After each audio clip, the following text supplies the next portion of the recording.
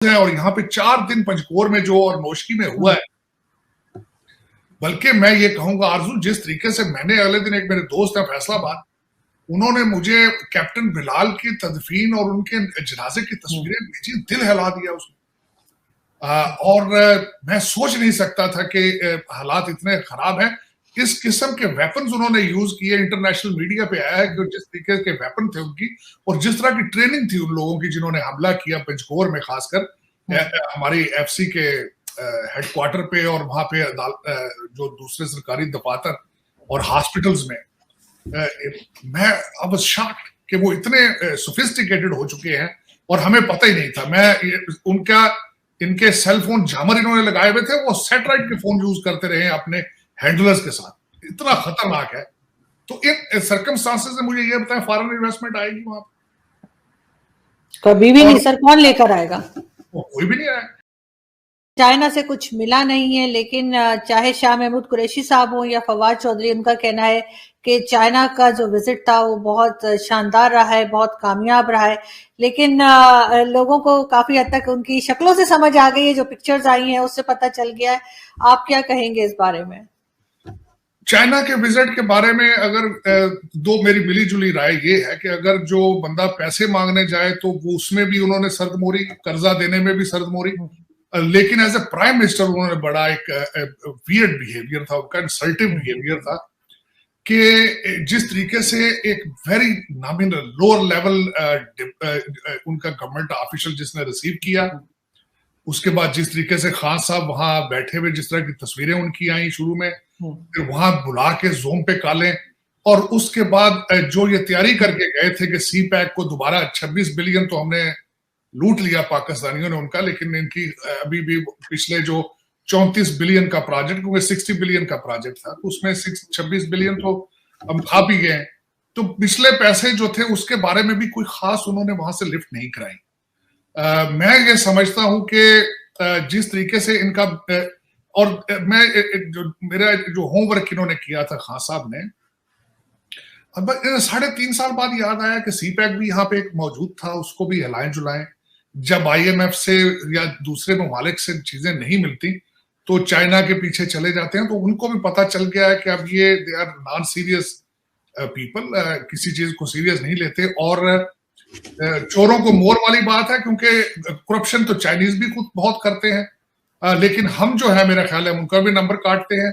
हमारी जहां भी चाइनीज को प्रोजेक्ट की फाइलें जाती हैं, पैसे मांगते हैं, ओवर बिलिंग करते हैं, उनको हर दोनों हाथों से लूटने की कोशिश करते हैं। तो वो चाइनीज इस वक्त, और दूसरा आपके जो घर में दहशतगर्दी का इस वक्त जो समा चल रहा है, मैं यहाँ पे आपके देखने वालों को बताऊंगा कि खान साहब ने वहां जाके 75 चाइनीज कंपनीज को ये बताने की कोशिश की कि use the Indian ocean, use the Pakistan, it will be A cheaper freight for you.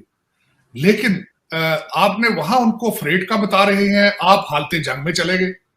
Pakistan की बदकिस्मती मैं ये समझता हूं कि आप चाइना जाके उनको कन्विंस कर रहे हैं कि आए ट्रेड करें। अब मैं बात आपको ये बताना चाहूंगा कि ये रशिया वाला मजाक किया जा रहा है। मैं तो इस पे हैरान था कि किस तरीके से, भाई रशिया इस वक्त आपको पता है, सारी दुनिया को पता है, यूक्रेन के ऊपर टोटल फोकस है उनका।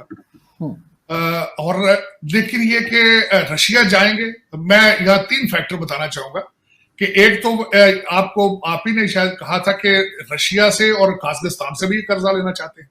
जी बिल्कुल। दूसरा, उसमें ये सोचा जा सकता है कि हो सकता है कि पुतिन, क्योंकि वो कोल्ड वॉर के दौर में ही वो एक KGB के तैयार करता वो ऑफिसर है, तो इस वक्त उनका टोटल टारगेट जो है वो अमेरिका है।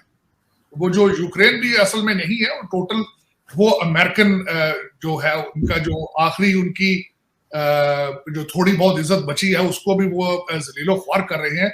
उस जज्बे के तहत हो सकता है खान साहब को बुला लें इंटरनेशनल कम्युनिटी को बताने के लिए कि देखें जी हमारे we are still the player.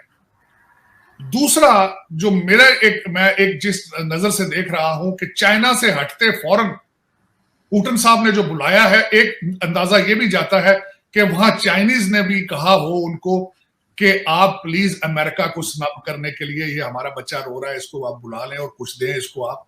तो ये भी हो सकता है, क्योंकि चाइना के फौरन बाद ये जो तनाजर में चीजें नजर आ रही हैं, इसमें लग रहा है कि चाइना ने भी थोड़ा सा रशिया पुतिन को कहा है इनको बुलाएं ताकि अमेरिका थोड़ा सा मजीद तकलीफ में जाए और ये कि इनको थोड़ी सी गुडविल मिल जाए। अब इस पे जो चौथा एलिमेंट आता है कि अभी रिसेंटली भारत ने S-400 ली है रशिया से और उनका प्रेशर भी अपनी जगह होता है कि पाकिस्तान को कोल्ड शूटर दिया जाए, लेकिन मेरे ख्याल इस चीज में अगर खान साहब वहां जाने में कामयाब हो जाते हैं तो फिर वो इंडियन डिप्लोमेसी की फेल्योर होगी। तो ये इस तनाजर से मैं देख रहा हूं, लेकिन जो अगर ओवरऑल देखा जाए तो आरजू इंटरनेशनल लेवल पे ग्रुपिंग दोबारा हो रही है। एक तो अमेरिका का जो लीडरशिप का उसने वैक्यूम छोड़ा है उसको बड़ी तेजी के साथ रशिया और चाइना फिल करना चाहता है। जिस तरीके से वो अफगानिस्तान से निकले और डीमोरलाइज हो चुके हैं, और मैं अगले दिन ये भी किसी को कहा कि जब वो अपने शहरियों को Chicago, New York, Baltimore, DC, LA में सेव करने की सलाहियत नहीं रखते, वो यूक्रेन में क्या करेंगे जाके? वो किसी को सवाल ही नहीं पैदा होता। कंट्री इतना डिवाइडेड है इस वक्त अमेरिका जिसकी हद नहीं है, और हमारे जो प्रेसिडेंट है बिल्कुल उनका कल अगर आपके देखने वाले उन्होंने ये देखा होगा कि जर्मनी के चांसलर ने कल वॉशिंगटन DC में प्रेस कॉन्फ्रेंस की और उसमें नजर आ रहा है कि अगर जर्मनी भी आपके साथ नहीं खड़ा तो फिर आपके साथ कौन खड़ा? कल इतनी फेल्योर थी प्रेसिडेंट बाइडेन की डिप्लोमेसी के ऊपर कि जर्मनी के चांसलर ने खुल के साथ नहीं दिया। इस वक्त दो मेजर एलाइज फ्रांस और जर्मनी दोनों रशिया के साथ हैं। They have feelings for them. वो रशिया के इंटरेस्ट को अमेरिकन इंटरेस्ट पे ज्यादा फोकस दे रहे हैं। तो अमेरिका इस वक्त बीमार है, इसमें कोई शक नहीं है, और रशिया और चाइना उस वैक्यूम को फिल कर रहे हैं और उसी के वैक्यूम को फिल करने के चक्कर में हो सकता है खान साहब चले जाए। वरना आप खुद सोचें, आपके देखने वालों को सोचना चाहिए कि जब एक कंट्री, एक लीडरशिप आपकी जहां भी जाती है सिर्फ पैसे मांगती है और इन रिटर्न देने के लिए आज उनके पास कुछ भी नहीं।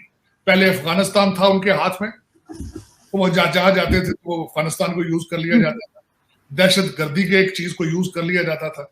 अब सिर्फ एक चीज है इस वक्त पाकिस्तान के पास, इस्लामिक एटम बम। उसको वो बड़े अरसे से कैश करा रहे हैं, कराते रहेंगे। ये इसके अलावा कुछ भी नहीं। लेकिन देखिए, बायलैटरल चीजें होती हैं हमेशा दो लीडरों के दरमियान, जब आपके पास कुछ देने को हो और कुछ लेने को। लेकिन अगर आप सिर्फ वहां लेने के लिए जाएं, देने में कुछ ना हो, तो फिर जिस तरीके से आपको चाइना ने रिसीव किया एयरपोर्ट पे, बिल्कुल इसी तरह मामला